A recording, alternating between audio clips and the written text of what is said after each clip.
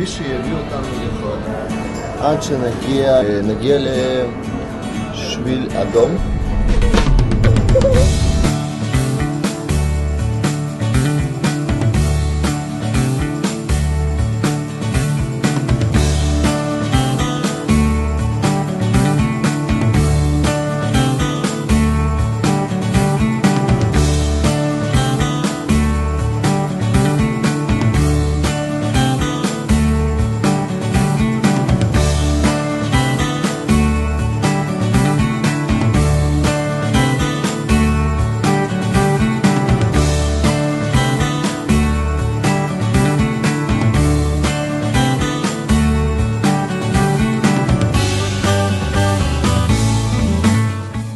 עשינו את זה לבד.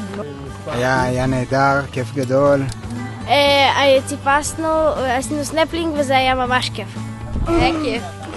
אני שמח שהקבוצה, חבר'ה גם הבינו עמוק, שאלו שאלות נכונות, והגענו ליישום בנחל, וגלשנו, כולנו מבטחה עצמית, בנינו תחנות, הבאנו נתקע בשביל צלב.